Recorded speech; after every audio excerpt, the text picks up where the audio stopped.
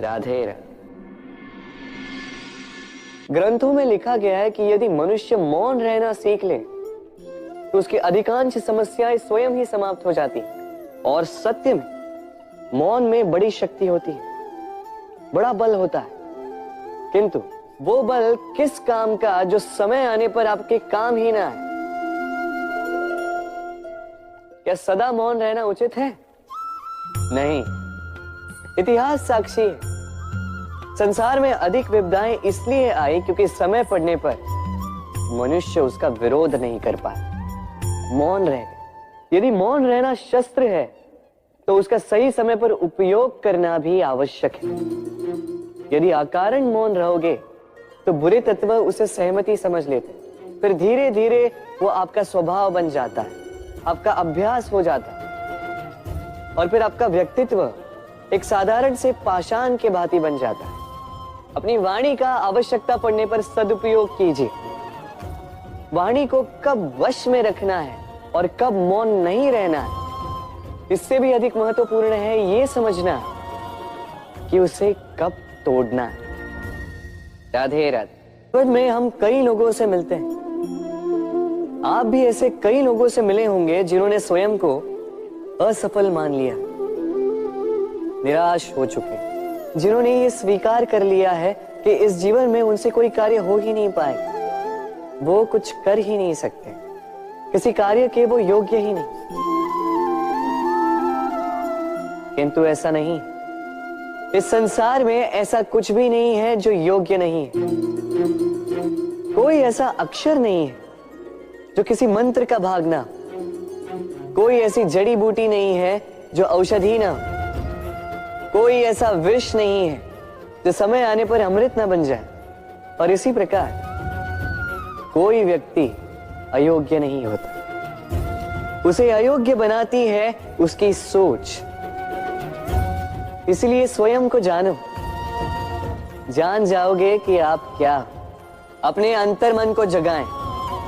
आप देखेंगे कि जिस संसार की नींव ही बनी है आशा से, उस संसार में निराशा, हताशा और हार जैसा कोई भाव अस्तित्व ही नहीं रखता। राधे राधे।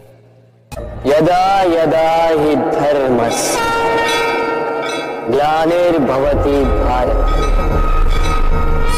अभ्युत्थानम् अधर्मस्य तदात्मानं सृजाम्यहम्। जब जब धरती पर पाप बढ़ता है, धर्म की हानि होती है, तब तब मैं आता। ये तो आप सब जानते हैं, किंतु क्या आपने कभी सोचा है कि क्यों मैं इस धरा का जीव बनकर ही अवतरित हूं? क्यों मैं मनुष्य के रूप में आपके बीच में रहता हूं? आज बताता हूं। संसार में पाप और पुण्य संतुलन में चलते हैं, किंतु जब पाप सीमा से आगे बढ़ जाता है, मुझे आना ही होता। कारण यह है कि आप मुझे भुला देते। चौकिए मन, मैं आप ही में बसता हूं, बस आप स्वयं के भीतर बसे परमात्मा को भूलने लगते हैं। इसलिए मुझे आना पड़ता है आपको ये बताने कि सारी शक्ति आप में ही समाहित है। पर आप क्या करते हैं? मेरा सम्मान करते, मुझे पूछते, मुझसे शक्ति मांगने लगते, भांति भांति की इच्छाएं मेरे सामने रखते। मुझे आपकी श्रद्धा से कोई आपत्ति नहीं, मुझे आपत्ति है उस भाव से जो आपको दुर्बल बनाता। परमात्मा में श्रद्धा रखिए, किंतु स्वयं की आत्मा पर भी विश्वास कीजिए, क्योंकि इस संसार में ऐसा कुछ भी नहीं है जो आप नहीं कर सकते। हर नर में नारायण बसते हैं और हर नारी में लक्ष्मी। तो पहचानिए अपने भीतर के नारायण को और बदल दीजिए इस समय के चक्र। मुझे प्रसन्नता होगी कि मेरे अवतार लेने का वास्तविक प्रयोजन आपको समझ आए। तो शंका त्याग कर शंकर बन जाइए, अन्यथा कंकड़ के समान रहना हो। राधे राधे। कभी आपने सोचा इस संसार में हम सबसे अधिक किससे जुड़े? अब कोई कहेगा माता पिता, कोई कहेगा मित्र, कोई कहेगा पत्नी, तो कोई कहेगा संतान। नहीं, यदि इस संसार में हम किसी से जुड़े हैं तो वो है समय। समय ही हमारा भूत है, समय ही हमारा वर्तमान है और समय ही हमारा भविष्य है। और हम क्या करते हैं? सबसे अधिक जुड़े समय को, सबसे बहुमूल्य संपत्ति को हम नष्ट कर देते हैं। कोई भविष्य के ऊंचे सपनों को बुनता है, कोई बीते कल को कोसता है, किंतु तनिक सोचिए, बीता कल आपके सोच विचार करने से बदलने नहीं वाला। और भविष्य के विषय में सोच विचार करके यदि आप अपना वर्तमान नष्ट कर देते हैं तो आपका भविष्य भी बीते कल की भांति ही होगा। इसलिए आज के विषय में सोचिए, उसे उत्तम बनाए। आपका भूतकाल और आपका भविष्य अपने आप उत्तम हो जाए। राधे। अक्सर आपके बड़े बूढ़ों ने आपसे कहा होगा कि ये संसार दुख का मूल है और ईश्वर भक्ति उस दोष से दूर जाने का मार्ग है। किंतु सोचिए, यदि ये संसार दुख का सागर होता तो क्या नियति आपको यहां पर जन्म लेने देती? क्या ईश्वर यहां पर अवतार लेते?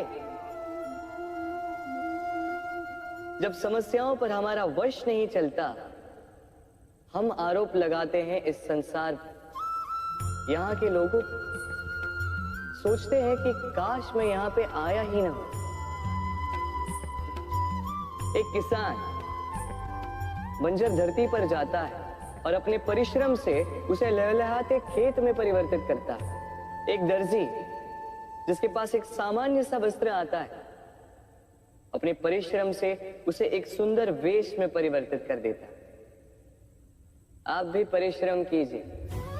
ये महत्वपूर्ण नहीं है कि आप किस संसार में आए, ये महत्वपूर्ण नहीं है कि आप यहाँ कैसे आए। यदि कुछ महत्वपूर्ण है तो वो ये है कि जब आप गए तब आप इस संसार को कैसा छोड़कर गए। तो ये सोचकर जिए कि जो किसी के लिए नरक है उसे किसी का स्वर्ग बना के निकलोगे तो आपका जीवन और आपका संसार दोनों धन्य हो जाएंगे। राधे राधे। हम सबको कभी न कभी तो क्रोध आता ही और आएगा भी। मनुष्य इन्हीं भावों से हम जुड़े हैं। किंतु ये क्रोध क्यों आता है? कभी सोचा है आप? ये क्रोध तब आता है जब हमारे मन के अनुसार कुछ ना, जैसे कभी कोई हमारी बात ना माने या कभी हमें पराजय प्राप्त हो जाए।